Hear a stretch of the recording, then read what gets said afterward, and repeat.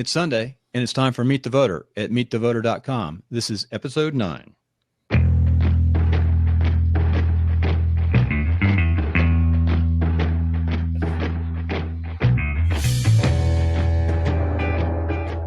This week on Meet the Voter, our panelists are Dr. Nicholas Hernandez, resident artist and progressive Democrat from Laguna Beach, California. Jonathan Denwood, our Socialist Democrat from Carson City, Nevada. He's an entrepreneur and a tech business owner here. And our special guest today is Barb Tomlin from Albuquerque, New Mexico, representing the Republican Party. She's a cancer survivor who wants to make a difference. Barb, we really appreciate you coming on today. We understand you're very connected in with the Republicans, lifelong Republican, as well as your husband is active too. And I'll tell you what, my hat's off to you. I can't get my Northern Nevada Republicans to do anything, even after 2 years of free streaming. I think we're going to get wiped out this year. So we're on the show. We made it. We worked up. We're doing better each week. We've had some amazing numbers. So this first hour of the show, we're going to be recording about, so folks can hear out there, about 30 minutes for iTunes. And we go into two parts. This first 8 or 9 minutes, we're going to talk about Meet the Press, but you can fill in, Barb, on some of those things. So on Meet the Press this week, they talked about Rubio, the Democrats falling in, and then they talked about the Democrats being the establishment party, going along with the mainframe Hillary Clinton, and went on, the Republicans aren't that way at all. In fact, the establishment, the Republican Party, is getting destroyed because the voters don't believe in them. And then they went on to the global warming for a few minutes with John Kerry. They talked about some general news, cyber terrorism, and then they had that comparison at the end when Michael Douglas and Harrison Ford next the candidates who they like best as an actor president. So, Jonathan, I'm going to go start with you. What do you think? What do you think's going on this week? Meet the Press. Well, I thought, which you didn't mention in Meet the Press, they also remarked on Justice Scalia comments that were scandalous. He continues to come out with these remarks. He's got a track record of these comments. I'm not keen on lifetime non-elected officials, never have been. He demonstrates why it's not a very good idea to have anybody in power for life. He's the perfect example of why it's such a bad idea, Bill. Well, all I would say to that is our Constitution was developed, put together by our founding fathers to have a balance of power, and that was one of the theories is they didn't have to worry about these being politically correct or have the pressures of getting elected. And that's why you have these judges vetted by the Congress and president and then appointed for life. Who it goes on both sides. Scalia? Was it Reagan? It was either Bush or Reagan. I don't remember who. I'd have to do research. I can't remember. You know, Barb, by any chance? I can't remember. Yeah, it was either Bush or Reagan. I'll ask it might have been. You know what? We'll do our research on that. So, Barb, what do you think? You didn't catch Meet the Press, but what do you think's going on with the Republican Party? What's going on with the party? I mean, we're, jockeying for position. And it looks like that Trump has actually got Cruz coming up on his tail at the moment. And I'm not happy. I mean, if I were to say, well, if they were having the election tomorrow, I would want Rubio in there because I think he represents everything that's lacking from our party going in. But on the other hand, I believe that our country is in such a state of affairs that we have to pay attention to getting things done. There's no more time left for talk. We've done all of that. We're really great at it. But Donald Trump may be crass, but he gets it done. And if we aren't going to raise the money on our own, he is the type of person that is so passionate about getting things done, he'd fund it himself. He said so. So I just feel like if he could get Rubio or Cruz, if that should be the case. I was impressed with both of those young men, but more so with Rubio than Cruz. And but if he could get either one of those in as his vice president, I think we'd have a pretty powerful program. And then let me follow up as a Republican. They talked about today in Meet the Press, it's a Trump, Cruz, Rubio race right now. And all the establishment folks, which a lot of Republicans are very angry at over the last couple of years because they've been so liberal, the Republicans basically in the middle, and really given up the country. And they've been spent bloated amounts of money for the leadership. And they have. Republicans, I'm around the party. I've been in the party lifelong. Are just disgusted with the leadership the last few years in the House and Senate when they had it. I mean, totally disgusted. That's why they've resigned. You know, the leaders have resigned. And Rubio brings new light. And they say that he may be the establishment person. But listening to him today, I didn't get that feeling that he is the establishment. I'll tell you, Jonathan, you're not in the party, but the Republicans are absolutely torqued off at the centrist. And the centrist, both Democrat and Republican, are the people in special interest who control a country and have spun us into oblivion. Well, and if you call Ted Cruz and Trump centralist, no, Jonathan, you're not listening. No, you're not listening to me. The Republicans are torqued off at the Bushes, the centrists in the Republican and Democrat Party. Ted Cruz and Trump are not the centrists. That's why they're getting support. Yeah, I just want to say something quickly. No, you understand that, though, what I'm saying, right? You got to understand that. I do, Bill. There was something in the back of my mind about Trump and his way of speaking and his gestures that reminded me of somebody else, and I just couldn't twig it. And then this week, it come to me. He's Benito Mussolini. The way his facial gestures, this kind of pumped up arrogance. When you look at old speeches of Mussolini, that's Trump, and his agenda is a quasi-fascist agenda. And he will deal, if he ever gets into power, his way of dealing with the opposition will be like Mussolini. That's interesting to say because this is the United States and we have a constitution, and the Italians have not really, I don't think Mr. Trump really cares about any constitution. Well, he has to. That's the law of the land. But Jonathan, that said, maybe you can compare him to Teddy Roosevelt. No, it's definitely Mussolini, and he's got this. He's got this kind of bravado, and it's gonna.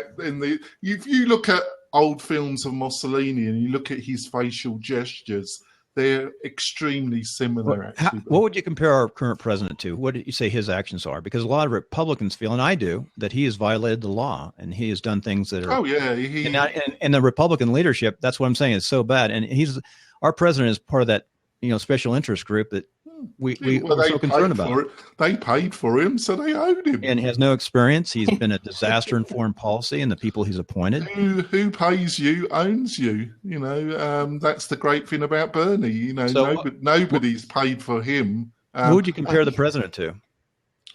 He has no ideology.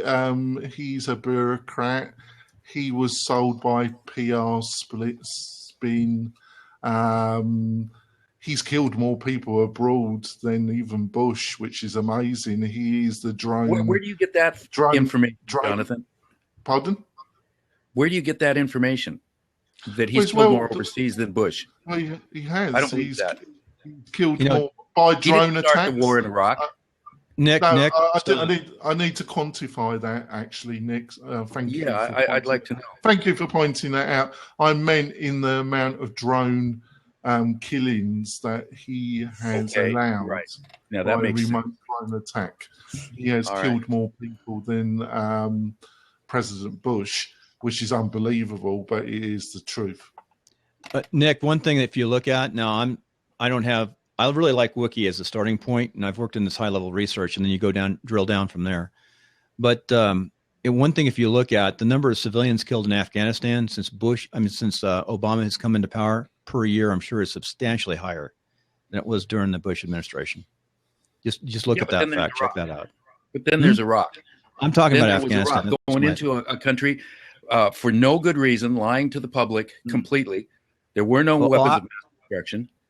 And stop. Nick. We're talking about people getting killed in Iraq. Since we left, there's been carnage with ISIS. I'm not disagreeing with that, but Bush started a felonious war. I can't argue that. I can't argue that because we know that there is false intelligence. Nobody can, because we all know that he lied to us. He lied to the world. They all did. He and Cheney and those guys just killed so many innocents, and so many of our people are maimed and killed for no reason, because he was upset with Saddam attacking his dad. I mean, this is, talk about a childish, ridiculous, horrible move on the world. You know, and a lot of Euros died there. You know, it was crazy. Anyway, what I'd like to comment, Bill, is it was quite fascinating during the conversation that obviously you had the terrible events in California, and obviously they discussed them last week. But what's also interesting is the speed of the media cycle, that they actually just kind of, there was hardly any more conversation about it, and we move on, and it's soon forgotten. And that was quite surprising. The other thing is, the kind of polls, the kind of surge of Ted Cruz.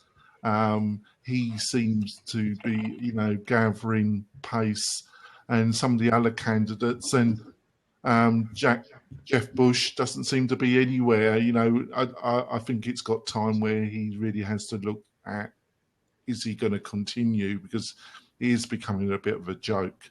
I don't know what you think, Barb. Do you think Jeff Bush is going to continue with this bit of a disaster of a campaign, or do you think somebody of some sense is going to talk to him?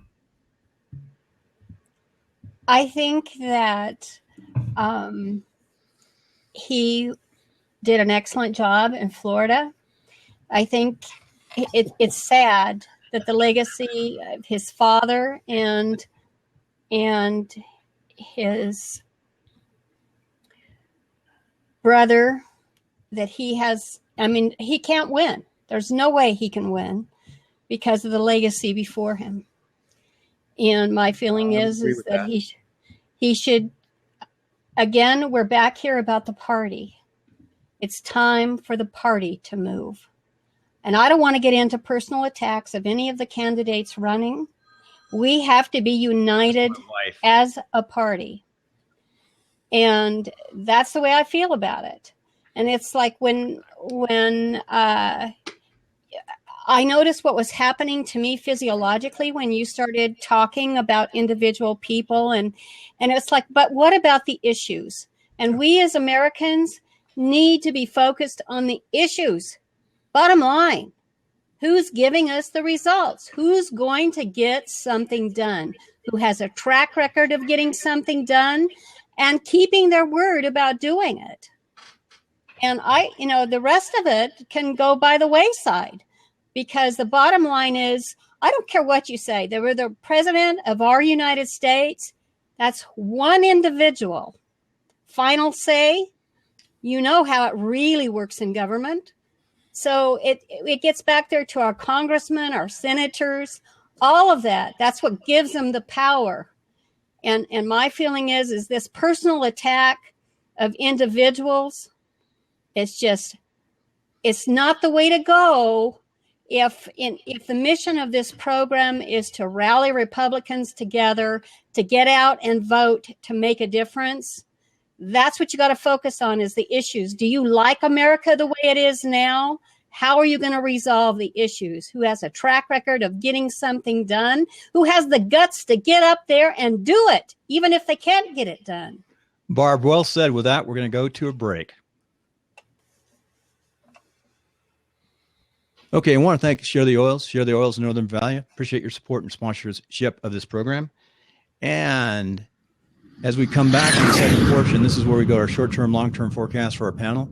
So I'm going to start with you, Nick. What is your short-term and long-term forecast this week? Well, I still think that there's going to be the bubble's going to burst sometime soon. San Bernardino wasn't. I didn't factor that in, and that sent a real ripple through the Republican Party. But I think that Rubio is going to emerge, and in terms of the Democrats, short term, I still think the polls lie. That the TV shows, the show today talked about Bernie for about 3 seconds, and the whole show was about the Republicans and this circus, this Trump carnival show, and it's personally embarrassing to watch that go on. And if Barb wanted to talk about issues, they didn't talk about issues. They talked about personalities. That's all they did. It was horrible. So I think the Trump thing will bust, and I think long-term Bernie is going to win in a landslide. The real polls are showing that. The millennials are out there, and he's the only candidate, the only one who just talks about issues. He doesn't grandstand. Okay, Nick. So your long term is the same pretty much, but you added Rubio will also win. So your long term is Bernie Sanders will win in the landslide in the primary, and Rubio will be the Republican. Very good. And your short term is pretty much the same. Yep. Okay, Jonathan, your long term last week was, your long term is political and domestic terrorists will increase over the next year. That was your long term, and your short term is Trump will increase in popularity, which he did by 2%. So you won. Nothing's going to stop him because he appeals to people like Barb. That he comes out with no economical. He just comes out with sound bites, hatred. He hates Hispanics. He hates Muslims. I'm just waiting for him to say at some stage he hates English people. His only agenda is to find groups and to use the most awful language. He is a quasi-fascist. He is America's Mussolini. And because people are desperate and lost, his kind of nonsense appeals to them. When Republicans say they want issues, there's been no issues in his candidacy. All there's been is sound bites, but they love it. They're going to vote for him. So your short term, you just talked about your short term. So Trump will increase. Okay, got you. Anything on the Democrat side? What do you think's going on there? The culprits that are embedded in the Republican Party, the culprits that led to Obama being voted, that want Hillary, that witch, to become the Democratic. No, she's not good enough to serve any high office. She is the epitome of corruption and cronyism. She is the epitome of cancer in the American political system. They want way her to not attack. Well, she is in her own way. She is the kind of twin sister of Trump. They are two kind of semi-synagogue monsters. They are desperate. They literally do anything to try and make her the candidate. I agree with Nick. They will not succeed in this. She is such an empty candidate with no positive outlook for the future of America that she must be defeated by anybody that believes in liberty and freedom. Wow. Okay, Barb, it is your term. Short term or long term? What's your long-term forecast? My long-term forecast is that either Trump or Cruz or Rubio is going to win, and my desire is for Rubio to win long-term. Short-term, I think there's going to be a shakeup over this next 120 days between who those two, whether it's going to be Rubio or Cruz, facing off with Trump, unless Trump gets way beyond himself, goes ballistic, and goes off the deep end. And that is the one thing those of us who are in get her done mode are concerned about, because it's not just you have to get things done, but you have to get the right things done. And you've got to be balanced and sane to do that. So as far as questioning the sanity of all of the candidates, I'm not going to go there. Okay, I'm going to finish it up with my word. First of all, I'm going to mention too someone who's coming on the panel a little later, who'll be up later. And I just we had long-term and short-term. I want to read Roxanne Davenport, who's one of our panelists. Roxanne, who's not on right now, put on long term is Trump Cruz will beat Clinton in the general election, and her short term is her short term will Ted Cruz will take Iowa. And that I'm going to put mine up. Mine haven't changed. My long term is Hillary Clinton will not be the Democrat nominee. The FBI investigation of her private server, whether there is an indictment or not, will expose her gross violation of classified material. My short term, I'm pretty much staying the same. That there will be another. I'm going to change it, modify my short term a little bit. That I put last week. There will be another terrorist attack, and Trump will maintain his lead. Bush will drop out of the race. I think there's going to be some shakeout in the race. I think the foreign policy issues, the terrorist issues, domestic and other, it will continue to wake up America on both sides, both Democrats and Republicans. The Democrats are upset about the police violence and the violence in the streets and the crime from the criminal activity. And the Republicans are hitting more on the foreign policy and domestic terrorism. So, I mean, they're not, I shouldn't say domestic, but exterior terrorism is hitting us from ISIS and other elements. So that's a sort of weird short term. I probably need to pare that down. Hey, one thing I appreciate from the panel is email your exact verbiage so I can put it up on the website. It's a lot easier if I have your exact verbiage and emailed, and I'll put those up so we can look back and see how everyone did. Well, we're going to go to the last section. We're going to actually take a break. I'm going to make sure it's paused. And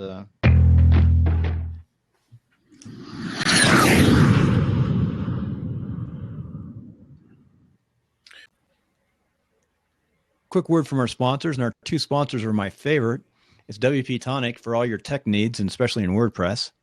And also on the real estate side, we've got MailRite for the real estate agents out there. Check out mailrite.com. And finally, my business, and that's Netcasting 101. So we get to learn what we're doing here. You may not want to do that if you watch the show in detail. But have a couple great programs up there. Meet the Voter, meetthevoter.com. We're developing right now. Timelines of Success is an old program. Love it. Good interviews and oral interviews of folks, all sorts of different folks. And we've got another sort of temporary place called Politics of Success where we drop this until we get ready for prime time on iTunes. Well, that's enough of the commercials. And as we come back from the commercial, in the last segment, we're going to let Nick talk about the Democrat Party and some of his ideas, and then finish up with our special guest, Barbara Tomlin. And we want to know also, Barbara, how the listener can get a hold of you too at the end if you want to. Any way, email, websites, or anything you might want. If not, we won't put that on the show notes. Nick, go ahead. It's all yours. Okay, and I'm going to take a cue from Jonathan. And if Bernie were to win, and I believe it's going to be a landslide because there's so much divisiveness, everywhere, and he has stuck with his guns. But the things that I think would improve every American's lifestyle would first be single-payer health care. That's critical. I mean, like most civilized countries, it works, and it works well. And it lowers the overall cost of health care in the country. It doesn't raise the cost. It lowers it substantially. Then the next thing would be to work really hard to stop this endless war.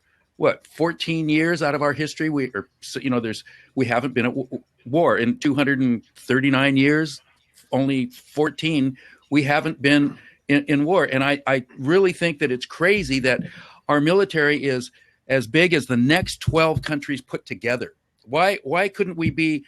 I think it would be just as safe, with this giant military. Look what's happening. We're not safe. Okay. And the way is not to keep bombing. The way is to use economic pressure to end ISIS, isolate them, stop their influx of money, from oil. That would be really actually kind of simple, but the big oil doesn't want that. Now, another issue that is really important to me is income equality and fair taxation. The corporations are screwing the whole world. Is that a cuss word, Bill? I hope not. I think because they're cheating everybody. They're cheating everybody except for the 1%ers. They're cheating every country. They're cheating all the people. They're doing no good. They're selling terrible food. They're selling terrible ideas. They're not doing anything to uplift or upgrade the general humanity. They need to be dealt with. The next thing, I think, which goes along with,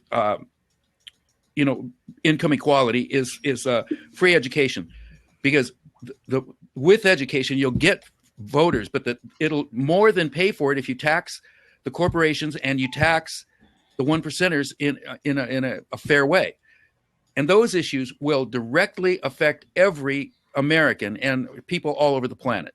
Those things right there. If we stop our endless war, get single payer health care, and then address income equality in a real substantial way, everybody's going to benefit. Everybody will profit, and nobody's except for the 1%ers. And sorry, 1%ers, you don't deserve 52% of all the income in the last 20 years. You don't deserve it. I don't care how smart or clever they think they are. It's pure greed, and that's got to be addressed. Well, okay, there you have it. That's good. You got it. You got the final say. It's kind of nice. And Barb, our special guest, you get the close of the show. Oh, dear. And so, for me as a cancer survivor, my biggest issue is this healthcare, where we stand on healthcare. And I don't care who gets in office, but they damn well better legalize marijuana as a medical across the board, because traditional drugs are proven to not work in a multitude of cases. We've got senior citizens who can't afford to buy the drugs, even if they have health care coverage. And I don't care who gets in there. The number one thing, they've got to legalize marijuana. And yes, I voted for Gary Johnson. So it's in New Mexico. And it is something that, to me, that's where the war on drugs can be addressed by legalizing marijuana. So if I was going to get out there and run myself, that's the one issue I'd run on. The second one is supporting our military. I'm sorry, but we've got to have a strong military, and whoever gives me the most secure coverage is the way I'm going to roll. So that's for me, I've got to have that sense of security that we've invested in our troops, not just in the tools that they use abroad, but in taking care of them when they come home. That is the most disgusting thing that has happened to me in my lifetime, is what has happened to our veterans from the days of the Vietnam War to today. We got to make a difference there. It's about being American more than it is about being Republican or Democrat. And the other thing is addressing the border control issue. It's got to be done. So, yeah, maybe I'm leaning towards Trump. It's just so, like I said, he's totally crass. But I want action, and I believe, and he's going, I really believe he's not going to go off and do something insane on his own, because he surrounds himself with intelligent people who make good decisions overall in what he's done through his companies. And that's the way I roll. And you can disagree. That's the wonderful part of being an American, is we have the right to have our opinions and to express them. Very good. Very good. This is Bill. I want to thank you who are listening in iTunes right now for listening in. This is a new show. Please share it. Please go up and send us our comments. Go to Meet the Voter at meetthevoter.com. You'll find contacts for some of the board members, their bios. Meet the Voter, meetthevoter.com. Give us your input, what you want to hear. And also, we need you to go out and help find more people to come on as both future panelists, as well as people who want to come on and eventually become a moderator. So please go up, and we thank you. We're testing it out. We don't have our own channel yet because we're still over at politicsofsuccess.com until we get more people, more numbers to bring it up in its own channel. So thank you. I really want to thank Barb for coming on. She came at the last minute because we had a shortage. We need to get more. I like to see the Republican side come on and different ideas. So Barb, thank you very much. Nick, as always, and Jonathan for being understanding the tech side with me. Appreciate it. So For those who want to go and listen more, there's going to be about another hour and a half up on YouTube that you can catch at meetthevoter.com. Jonathan's going to take the first hour. Nick's going to take hour after that, and we'll see how it opens up. So everyone wave goodbye. Wait a second. I know you can say goodbye too. Wait, say goodbye, everybody. Bye. Goodbye. Bye. And I got to finish up with a little bit of sound in the system, which we always need.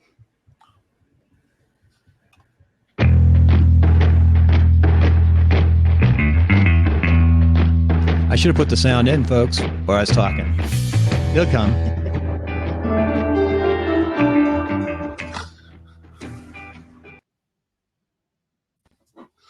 Okay, folks, we're back on YouTube. I can even put some sound effects for us if you want it. No? Yes? No?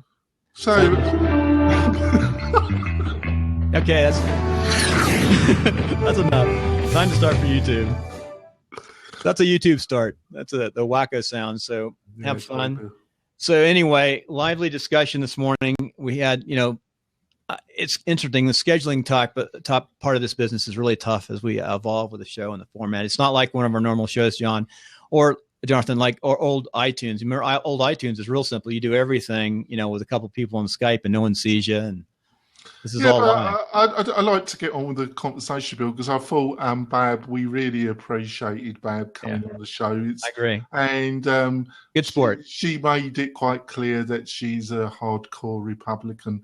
But what was interesting for me, and I would like your reflections on this, Bill, is that I do understand her position that she didn't really want to talk about personalities. Right. And then I did try and challenge her to actually talk about policies and about policies that could really help the American people. And she was extremely reluctant to do that. So as our kind of Republican host, are there some policies that the Republican Party that you've heard that you feel would help the small business community there? I'm a tech business owner. I'm trying to establish my own business. Are there policies which you feel that you've heard from Republican candidates that would help America? I think that's a great question. I appreciate you for asking that. And again, I want to thank Barb for coming on, and I want to thank the panel for, being really nice to her and working with her. I think it's tough when you don't know the personalities or the communications discussions. So that's a good question. What have the Republicans done to help? Well, I tell you what, since between the Democrats and the Republicans in the last 6-7 years, they've done nothing, very little to help. They had the shovel-ready jobs that the federal government was supposed to do and help for the construction industry. And that definitely kicked in, but those are government jobs. See, I come from a core belief that you want limited small government. Welcome, Roxanne. And you want limited small government, and that's the way to help. And neither party made us limited or small. Hi, Roxanne. And that you want to empower the states and the local governments. And that's my core thoughts and beliefs there. So yeah, I do understand. And they haven't done that. So I'm trying to think, have they done anything? Well, they've made it more difficult. Actually, Bill, I wasn't asking that. I was asking, of the Republican candidates, candidates, good. That are there any free policies that the caucus, the Republican caucus of candidates, have been in? Is there any sense that you've got any kind of free policies that you could talk about now that you feel would directly that appeal to you and directly would help the families of America, men and women, working men and women? Again, I think it comes back to the core of the candidates saying that they want to empower the states and the locals as opposed to the federal government being the solution. I think most of the Republicans lean that way, who are the top Republicans. I'm not sure about Trump. I can't get, Rubio. Cruz definitely wants to empower the locals. So I think Cruz and Rubio possibly they're trying to empower. Now, everyone says that I like the idea Trump is a get things done guy. And I think for the president and me, what really relies on is the quality of people that he appoints. That's why the presidents never talk about who they're going to appoint. You notice that ahead of time, or who their key people are? Yeah, but I'd like to just put this to you, Bill. I think you're just shown the fundamental problem and why so many people, apart from what Nick has said about the millennial and younger support of Bernie, why so many people are put off at the present moment, because I understand why you couldn't name free. We believe in no. We believe in free markets and capitalism. That means they are not. Stays out of our business. That's a philosophy, Bill. That's not policy. Yeah, it is. Well, the policy is it's laissez-faire. It's hands-off government. It's called laissez-faire. Yeah. So I don't see corporate conservatism as being offhand capitalism. No, it's not. That's why whatever that really means, which I don't really think that does mean. That's much. why so many business people don't like it, because the corporations get in bed with government, and it's called crony capitalism. Yeah, I believe that government. I believe in local government, and I believe in state government, and I believe in moving as much of determination locally as possible. But I also believe that the federal government, the Senate, the House of Representatives, and the President should be pursuing policies that benefit the majority of the population that voted for them. And I don't clearly see that happening. Well, the Democrats were voted in, with Obama, and they had the Senate and the Assembly, Senate and the Congress, and you got Obamacare. That's probably the biggest thing that came out for domestic, and you got you've got some of the federal funding of roads and infrastructure. But why is it wrong?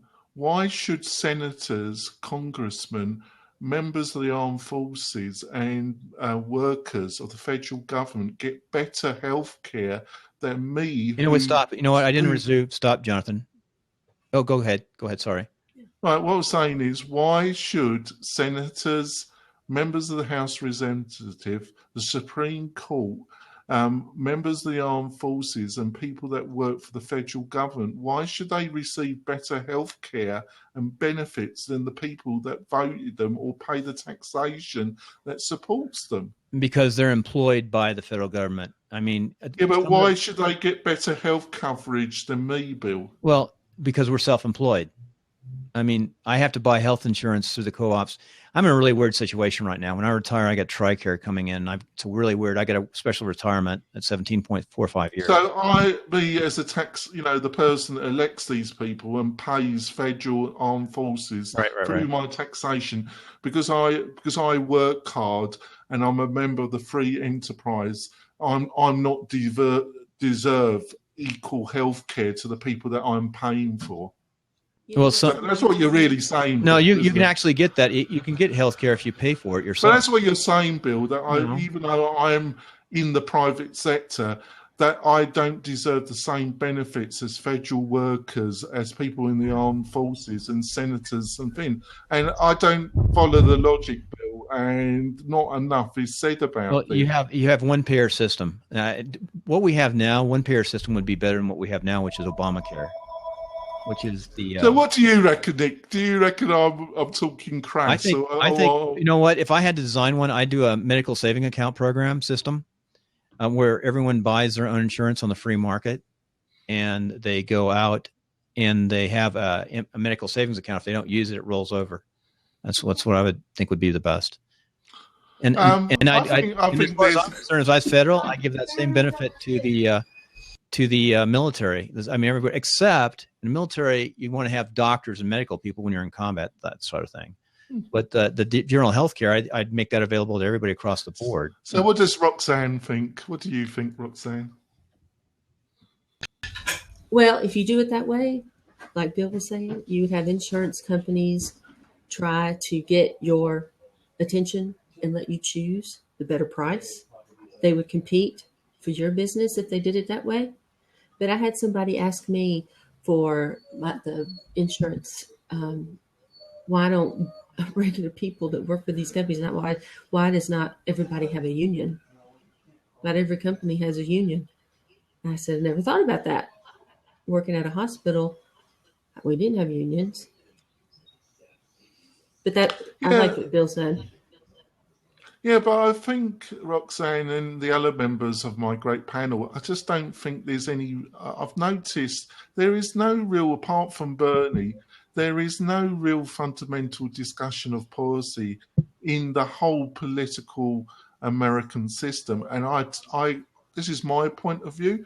There's a reason for that, and the reason is that most of these Trump, yes, he's independent, but he is a billionaire, or he says he is, and he will pursue policies that benefit himself. The idea that Mr. Trump has any kind of consideration for the average American is a delusion. And most of the other candidates, not only on the Republican side, but also on the Democratic side, are financed by billionaires and financed by crony capitalism, by the people that are benefiting the most from the present situation. And some idea that voting for these people, you're going to get any difference, is delusionary. It's fantasy land stuff. I didn't say I was for Trump. No, I know you didn't. I'm just a general. I wasn't making that at all. I'm just aghast. Apart from Bernie, there's a total lack of any discussion about real policies, apart from general statements of banning Islamic people of the Islamic religion, bombing more Syria, more expense around death, and general statements like that. But I don't see any discussion of real policies of any kind. No, there's not. There's not. There's really not. Go ahead, Roxanne. Well, I did watch the show this morning, and there was something that was said good about the Muslims waking up and looking out for themselves, watching their churches and looking for people that might want to do.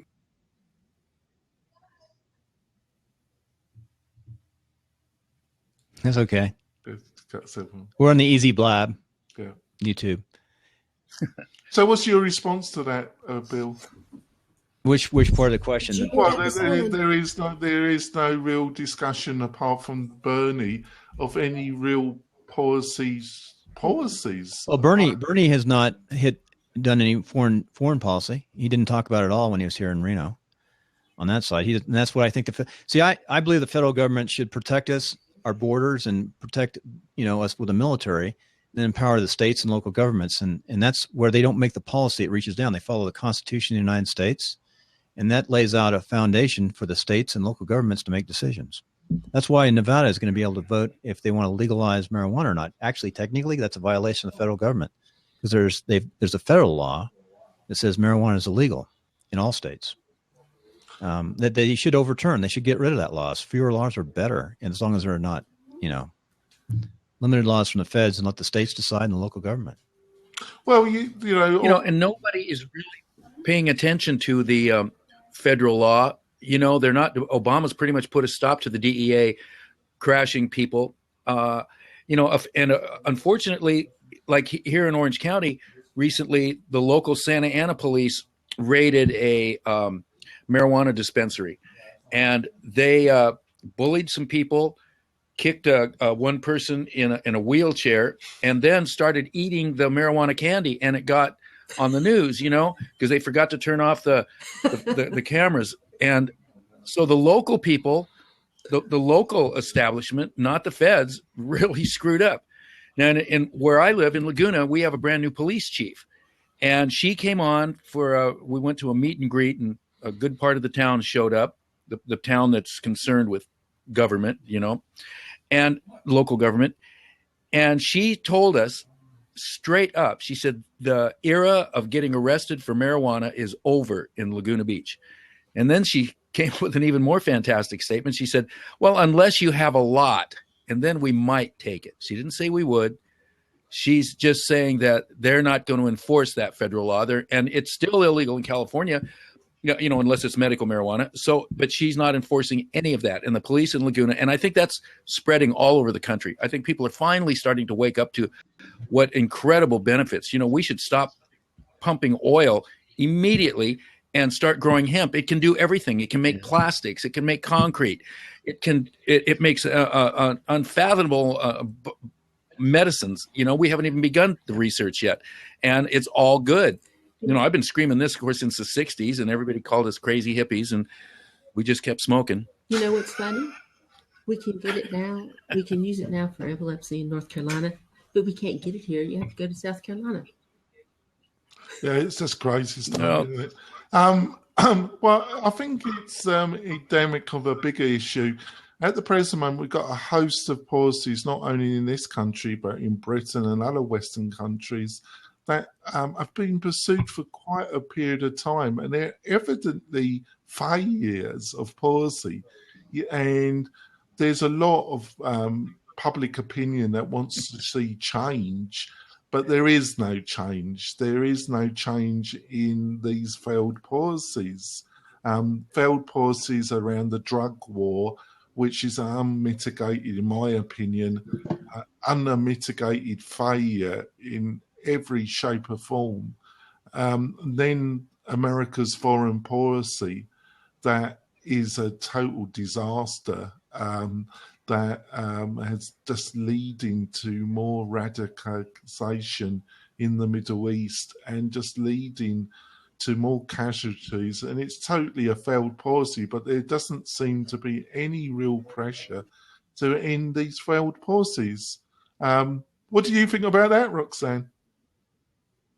What got on my nerves is what they did at the conference, the global conference, and wanting to put in, what was it, $100 million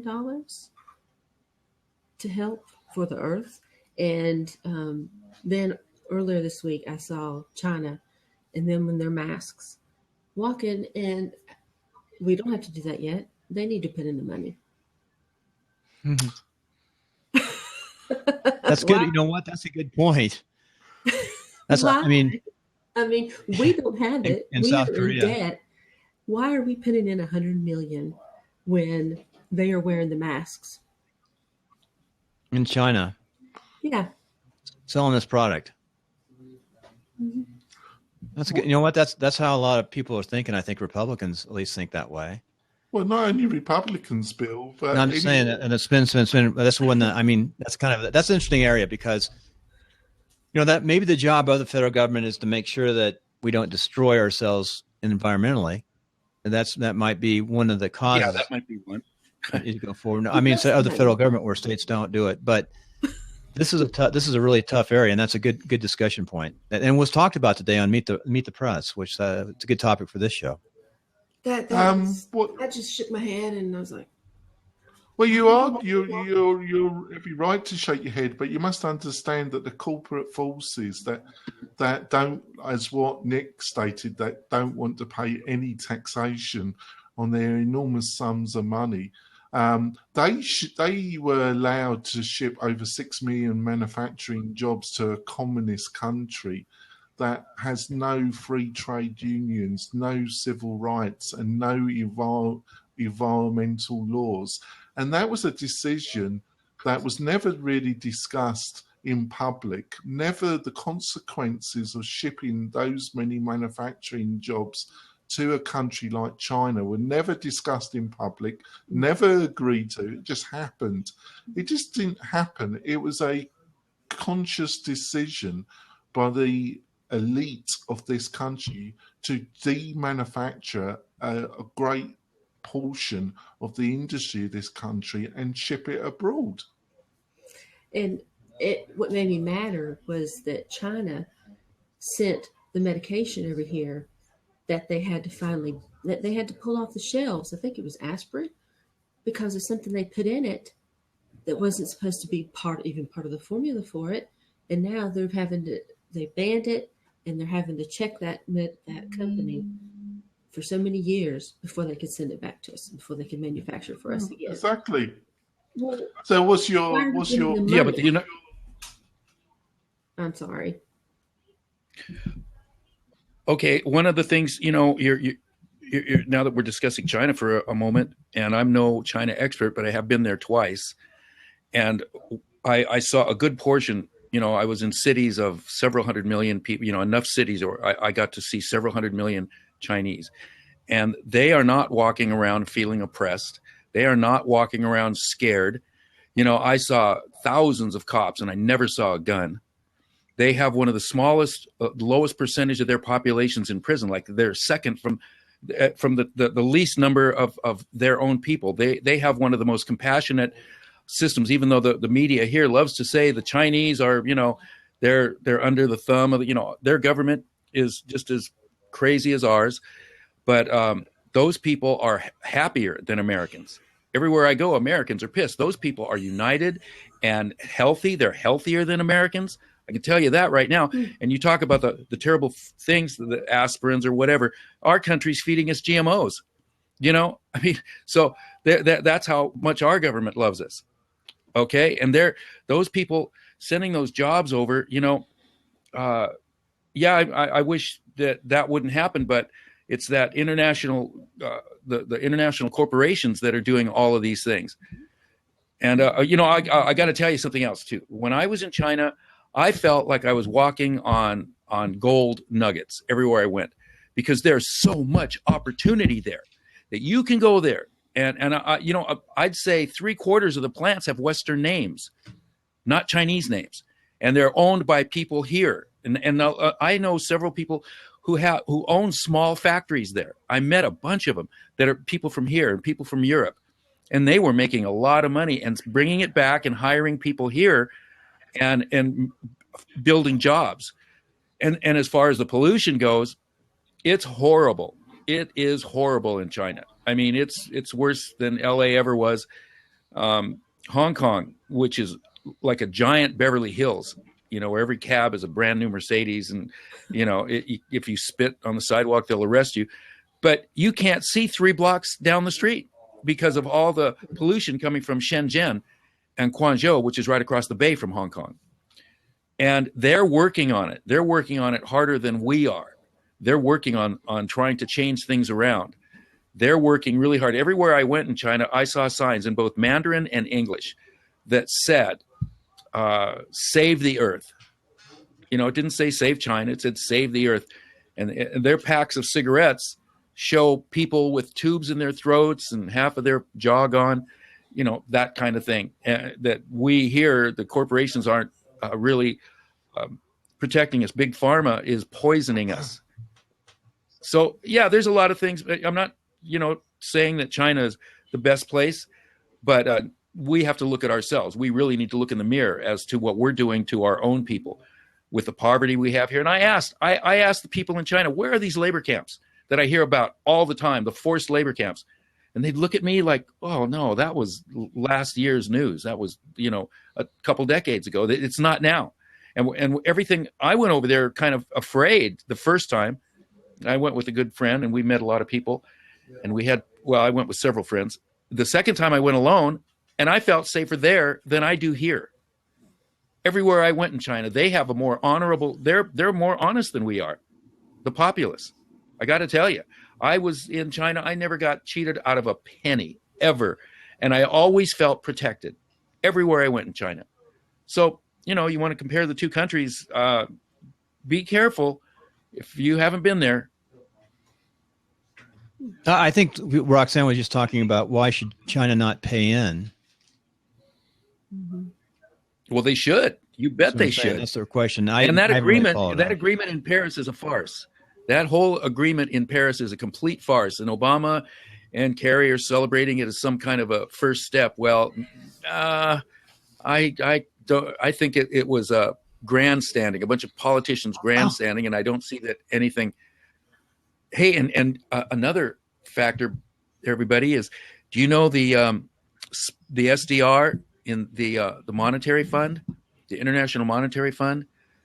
There's a special drawing rates. There's 4 currencies that are used on most of, like 98% of business transaction. It's either with the American dollar, the pound sterling, the euro, or the yen. Those 4 currencies, and they have what's called a special drawing rate. They can borrow huge amounts of money from the International Monetary Fund, maybe for an hour a day, a week, where a lot of other countries can't, because they're not part of the SDR. They call it a basket, where this basket of money sits. And just yesterday, China was now added to the renminbi, the yuan, as they it is now one of the currencies, and it gives China a lot of leverage. But what's interesting about it, it's not a bad thing, because in order for them to have that privilege, it gives them some international prestige. But they also have to ramp up on their human rights issues. They have to ramp up on their playing fair if they want to stay in that SDR. You might want to look that up. It's a pretty heavy situation that just happened. But for the most part, it's going to benefit the Western world. China is going to have to join the rest of the world in being civil with their trade and the way they manipulate their currency. Hey, can we hold for a second? I want to do a tactical pause on the sound.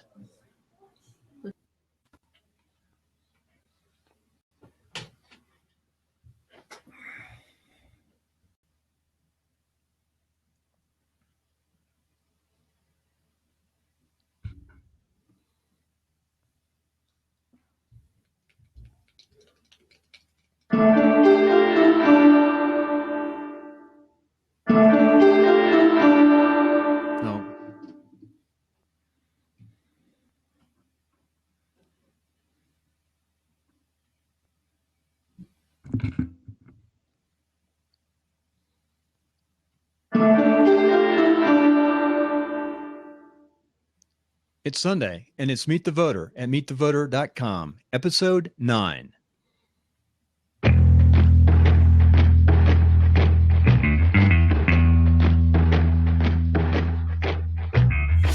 This week, our panelists are Dr. Nicholas Hernandez, resident artist and progressive Democrat from Laguna Beach, California, Jonathan Denwood from our Socialist Christian Democrat from Carson City, Nevada, entrepreneur and tech business owner, and myself, I'm your moderator, Bill Conrad, Republican from Reno, Nevada.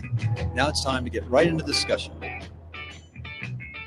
Well, welcome, guys, to Meet the Voter. Just the three of us today as we have a discussion after Meet the Press.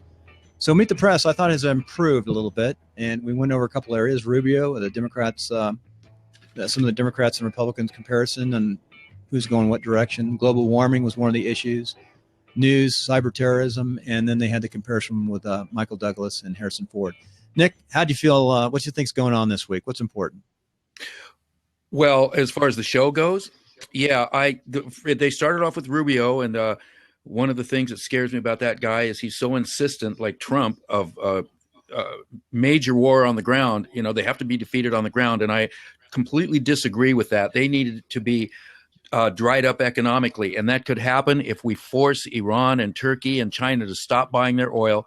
We can wreck, the little bombing that I would do would be to bomb their oil wells, stop the production, stop the refineries. That way they can't make any money, and then pressure Saudis and the surrounding countries to stop giving ISIS money. And that can all be done with economic pressure. We don't need every bomb you drop, another terrorist is going to join ISIS or ISIL. We have to stop. They'll dry up if they don't have any money. So that was one thing. And then the other thing is, again, the whole show was about the Republicans, the Republican circus that's going on.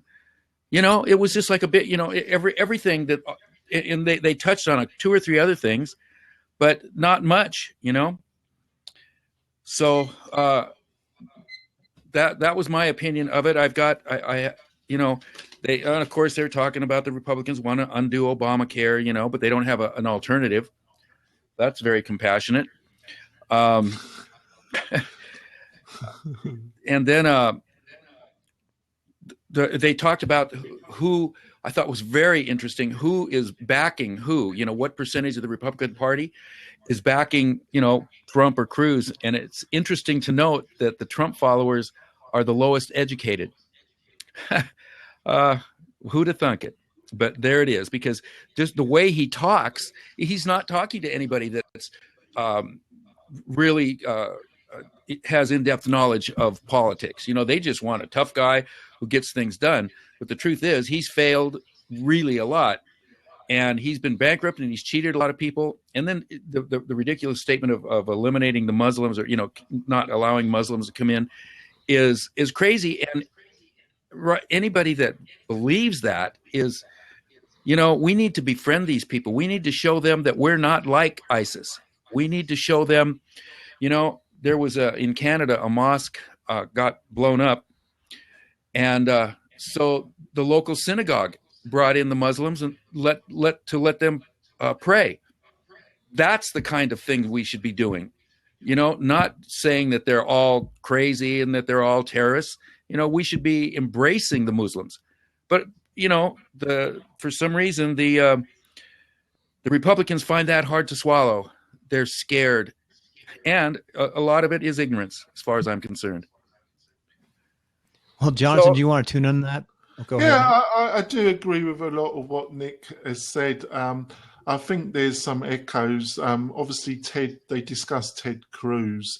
There was an article in I think it was on a British paper called The Guardian that I read online. And actually, Ted Cruz is supported by one of the billionaires, and they're heavily invested in data mining. They hired a Oxford-based company, and they've been spending quite considerable amounts of money, Bill, with this company in doing similar things that what Obama did in his first campaign. And they've been getting information from Facebook, personal information. And what they're trying to do is really try and find out people in Pacific states that are states that matter. And they're trying to do data mining. So it's an interesting article. But it's interesting that they're trying to build up Ted Cruz a bit. I think Trump, I feel that Trump is unstoppable in the Republican Party, because I think he talks to an older voter in the Republican Party who is...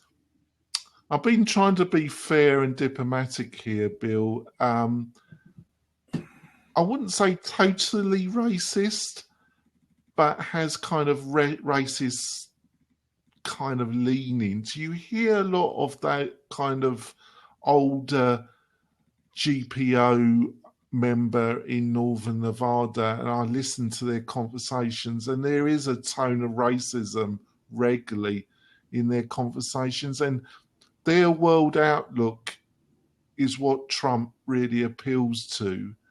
And like I said to you, there was something about Trump that had echoes to me, and I couldn't work it out. And then I realized some of Trump's verbiage and his facial expressions and the kind of way he moves his body, it's Mussolini. He and I know he his ex-wife said that he was a great reader of Mein Kampf and he liked some of the writings of the Nazis. But I've actually this kind of puffed up, he has this kind of, he puffs his chest up and he has these hand manner and facial mannerisms. If you go and look at old recorded speeches of Mussolini, they're very similar, Bill. It's quite interesting. And Mussolini, this is why I don't think Trump is a joke. The people say, oh, he's a joke, he's a buffoon. He isn't, Bill. Because when you look at Mussolini, he looks a bit foolish, but when people are actually listening, people say that Mussolini was one of the most powerful speakers that they've ever heard. He could just magnetize you in believing. And I think Trump has some of that, Bill. You mentioned it. If you have met people like Trump, and they've got this ability to get what they want. And I think he's a really serious force, and he will become the Republican candidate. Well, let me comment as we finish up this last part of the first episode. I think that there's a interesting. I don't like the comparison, but I called Trump, a bully personality. Bully, just comparing him to other builders I'd worked with, the developers pushing through. They're dealing with a lot of money, a lot of stress. And what I'm hearing this week is Trump gets things done. So that's what I'm hearing. As we finish up this first section, any comments before we go to a break? Nick, Jonathan? Yeah, well, he just got kicked out of the Dubai real estate deal that he was a part of, and so that didn't get done. And I don't see him as getting anything done but whipping up prejudice, fear. He's xenophobic, he's homophobic, he's racist, he's misogynistic. I mean, please, he is a highly accomplished hater, and he's stirring up hate, and he's living off of fear and hate.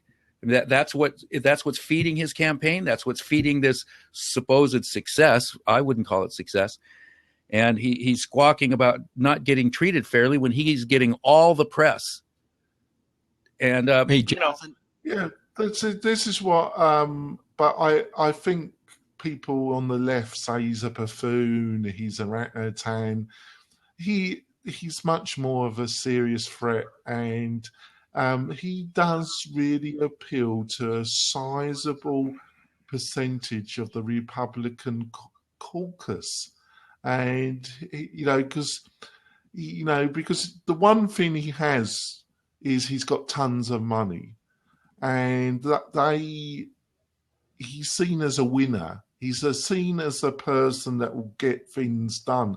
And that's what Mussolini, the trains in Italy never run on time. When the Mussolini and his black shirts got in, the trains started to run on time.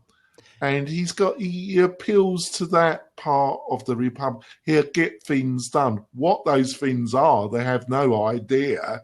They have no idea of his point. Yeah, all he said is, I'm going to make America great again. We're going to we become serious, and we are going to build a wall on the border and stop all these horrible rapists and gangbangers, and then we're going to stop the Muslims.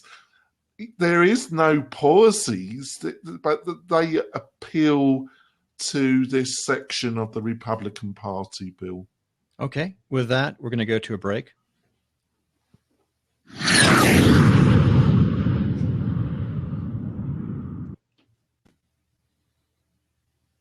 Okay. I want to thank our sponsors, Share the Oils of Northern Nevada. We appreciate it. And we're going to get right back to the show. A little too short, and they're still working the sound effects. So the second part of the show is our long-term, short-term forecast. I'm going to start out with mine. My long-term haven't changed, and that's Hillary Clinton will not be the Democrat nominee. The FBI investigation of her server, whether there is an indictment or not, will expose her greatest violation of classified material. And my short-term has been modified a little bit to say that should there be another terrorist attack or even violence outside the United States, that Trump will maintain his lead. And the big thing is I really believe that Bush is going to be dropping out here in the next 6 weeks, 4 weeks, 5 weeks, somewhere in there. And you've got it down to 3. You're narrowing to 3 right now. We'll see if that stays. Yeah, can I comment on your... Yeah, go ahead. That's good. I totally agree with you about Bush. I really don't see any point. I think the only thing that's keeping him going is he's got so much money. He's got so much money that's been given to his campaign. He actually thinks that somehow if he advertises a lot more, he can turn it around. He's delusionary. He's finished. But and I just can't see it going on, Bill. Okay, very good. So let's lead off with you, Jonathan. Jonathan, your long-term last week was political and domestic terrorism will increase over this next year. That's your long-term. And short-term is Trump will increase in popularity. Yeah, and nothing's changed, actually. Okay, I believe in what I've just said last week even more. There seems to be absolutely no change in foreign policy, only increasing these failed policies. The British government last week voted in the House of Commons to bomb Syria. As soon as they got the result they were looking for, the next 2 hours, Royal Air Force jets bombed targets in Syria. These are totally failed policies that will only encourage more violence in this country, Bill. And Trump, well, he's increased by 2%. I think he really talks to the psyche of the GPO voter, that committed Republican caucus voter, and he really knows how to push the right emotional buttons. And so many people in the Republican caucus are so fed up with the establishment that they would vote for anybody that pushed those right buttons. And he really knows how to do it, Bill. All right, Nick, we're going to go on with yours. Bernie Sanders, your long-term Bernie Sanders will win in a landslide. In the short term, Trump will, let me finish. In the short term, Trump will go down, but there is another attack. But if another attack, Trump will maintain. So Trump did go up by 2 points, but they did move around. So you're sort of 50-50 there. We don't know about the long term yet. Yeah, well, the long term, I'm starting to see real polls come out showing Bernie winning all over the place. You know, when they go head to head with he goes head to head with Trump or Cruz or Rubio, he wins all those polls. Hillary, it's a crapshoot between Trump and Hillary when on those polls. They're right at 50-50. And that's horrible. I can't believe the country's doing this. But one of the things about Trump, I still think he's going to implode. And one of the things I'm hoping is that he does leave the Republican Party, the GOP. That would be just peachy with me. You know, I would love that. And I think that actually, to tell you the truth, I think that even Hillary, once if Trump were the nominee, that Hillary will tear him apart. I think any candidate will be able to tear him, because it's going to come down eventually to really what are you going to do? And he's not, he's just shooting his mouth off. And so I think he's going to, implode here very soon. That's my short term. And long term is, of course, Bernie is going to tear it up, and we're going to have a new era. Okay, that's very good. Can I comment on some of Nick? So much of what Nick says I agree with, but when it comes to Hillary, I think that's the biggest gap between a lot of what Nick thinks. And I'm not going to go on another rant about Hillary, but I really think Trump is the only candidate that could save Hillary, and that says something. But what's really interesting, and Nick's also remarked about it, is that the media will not talk about Bernie. They will talk about Trump, they will talk about Cruz, they will talk about anything. They will talk about Hollywood presidents. They will talk about any garbage, but they will not talk about Bernie. Anything. Literally anything, but they will not talk about Bernie Sanders.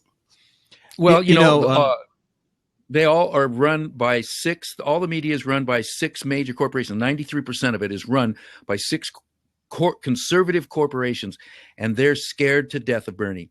All the money in the world isn't going to defeat him because of this media right here, the internet and the podcasts and the millennials.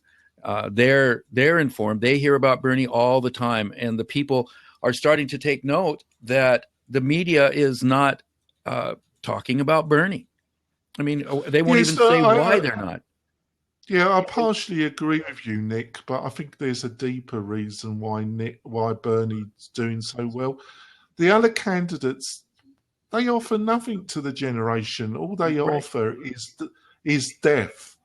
That they are, I call them death candidates. That they are candidates of violence, and they are against Jesus Christ and the Master.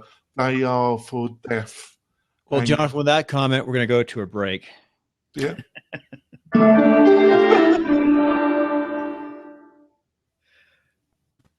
Okay, for this break, we're going to talk about Jonathan's business and my business. Jonathan has WP Tonic, great tech business, great show. Go to WPTonic.com. You can listen to a #1 podcast in WordPress.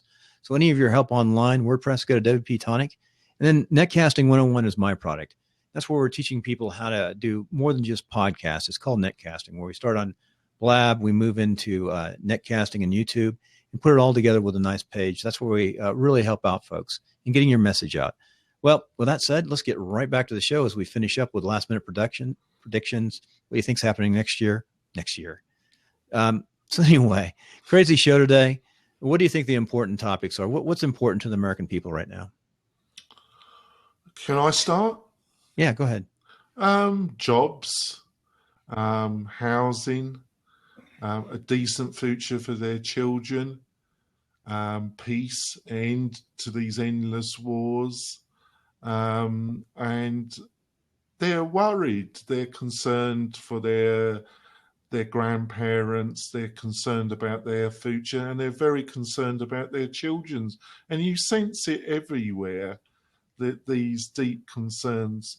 But and they're right to have these concerns, but they are still solvable if we change the course of the ship. And we've got to change the direction of the ship. And we've got to stop digging a hole for ourselves and throwing ourselves in. Okay. Nick, what do you think? What's important to the American people? Well, security is a big issue at the moment, and they really want peace of mind. Of course, jobs, but I'm in Orange County anyway. Around here, housing is booming, and I've never seen more help wanted signs than I have in the last month. They're everywhere. Businesses everywhere are. I'm seeing it. Where a year ago that wasn't the case. So I think right now, peace of mind is something that everybody is really yearning for. And that there's a lot of things involved in that. Endless war, income equality, decent wages. So, there's if we can somehow get some peace of mind, because everywhere I go in my family, out in the public, everybody's upset, really upset. You don't, if the number of people that say, hey, I'm pretty happy, I'm feeling pretty good. I just don't run into those folks anymore. And right now, everybody has a huge basket of beefs and worries. So if we can somehow get some peace of mind, get sensible policies that incorporate and help everybody, not just a few, I think things would be a lot better. Okay, very good. I thought of a better way to ask that question. What do you think is important to the American people, and then what's important to you? Because I'd like to answer that question too, and then I'll let you guys say what's important to you. So what's important to the American people, in my perceptions, would probably be different than what's important to me in our government. So what's important to the broad American people is, they want security, safety, a job, and they don't want to feel that they're being taken advantage of. I think generally the American people, and they're really upset right now. One thing that Meet the Press talked about is how upset Republicans are at their own party, and then why they're going away. And I think Democrats too, and that's why you have Bernie Sanders doing fairly well. And I think, Nick, I agree with you. Bernie Sanders is underestimated right now. He's not getting a fair shake by the press. By the liberal press is not being. Maybe it's not a liberal press. Maybe it's just a special interest press. So I think a lot of Americans think that way, and I feel that way too. You don't think it's a special interest press where Bernie Sanders is tearing up? Oh, it's definitely a special. He's not getting the coverage. Liberal, when 6 conservative multinational corporations own all of it, how can that be construed as liberal? I'll never understand that. How about a crony capitalist press? Yeah, that's better, but not liberal. They're not liberal. If they were liberal, they'd be giving Bernie a little bit of time, but nobody does. Not the papers, not the magazines, nobody. I think That's a good point. I think, Bill, you got to understand the game here. The puppet masters, the corporations that dominate so many industries and have removed the oxygen of free enterprise. They're puppet masters. They're happy that people on the right say, "Oh, the media's dominated by liberals," and then liberals say, "No." They're making an enormous amount, and it's just a puppet game, Bill. And long as they keep making their enormous monies and the wars keep on going, they don't really care who's in power because they own almost all of them. Yeah. Hey, in closing, here's one last thought, just a crazy thought. Meet the Press today. What was the most interesting part of Meet the Press, or entertaining? Can I answer that? Yeah, go ahead. What's entertaining about it is what they don't talk about. They don't talk about Bernie Sanders. It's always like you could literally say anything, but you mustn't mention Bernie Sanders. Never. They did Rubio. They gave Rubio a good shake today. Looked good today. Well, they give anybody a good shake, but they won't ever mention Bernie Sanders' name. He's like the invisible man. Been on the show. Nick, what do you think? What's the entertaining part? The only intelligent, and what was, because that's the most entertaining to me, is intelligence, is Ted Koppel. Ted Koppel we can talk great about Ted voice Koppel. of reason, and the things he said, he had great insight. And what he said about the cyber warfare, which is another sort of like Bernie, that nobody's talking about it. And it's the real war. That's the real war. Bill, you must know that. You must know that. And I loved what Ted Koppel said at the end. He said, there's two kinds of people in the cyber world. The ones, and he's talking about companies. He said the ones that have been hacked and the ones that don't know they have. And pretty much that's it. Everybody's being hacked. Okay, I got, for no reason, all of a sudden my Yahoo account got hacked. Like, what are they going to get? Well, Well, why? Jonathan and I know how many people try to break into our sites because we have them locked down. We see the attacks because that's what we do. We're in that business. But let me tell you, you're fitting right into my Hillary Clinton.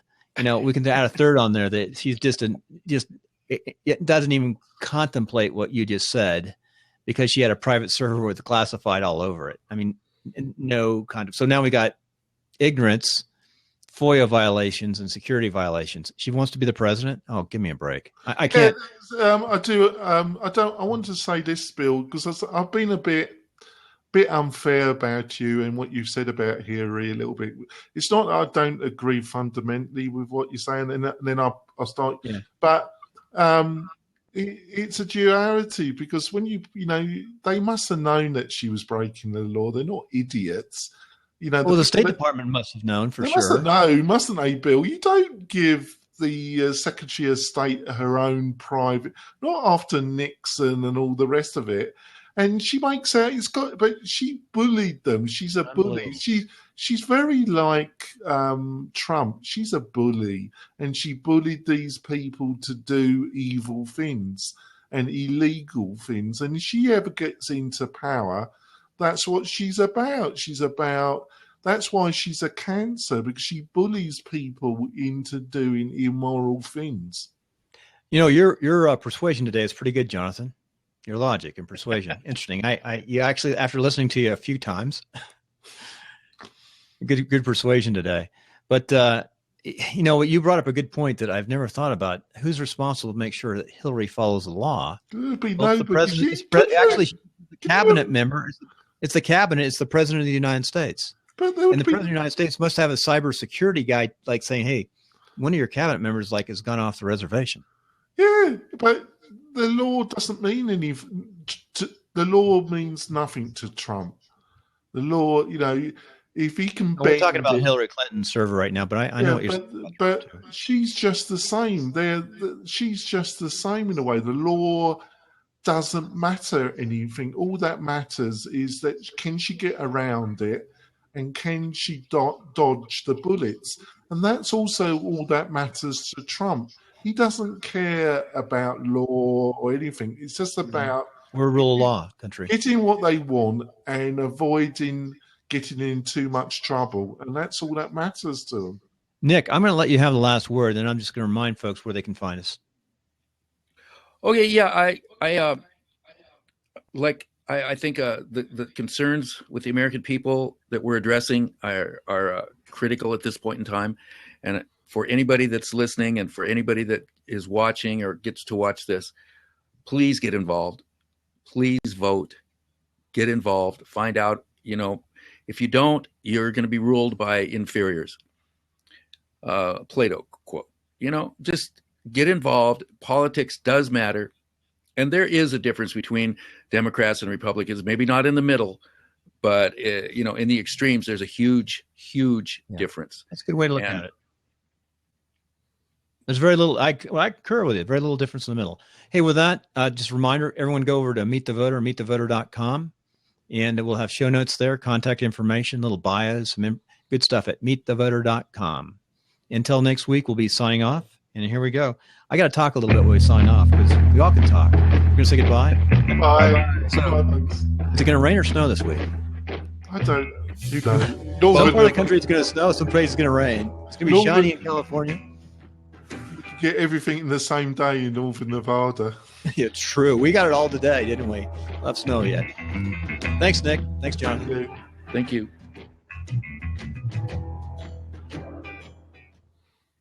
There you go, Bill. A great show. Hey, I want to wish everybody a Merry Christmas season and Happy New Year's holidays, whatever it is for you, as we go out and do our Christmas cards and all that stuff. What do you think, Russ? You just went to some holiday event with your kids? There was a parade in Louisville downtown, our small little city around the circle, we call it. Yeah. All right. I will talk to you later. I'll see you guys. Bye. Well, thank you. Wait, we got to get you over 100. Good point. Oh.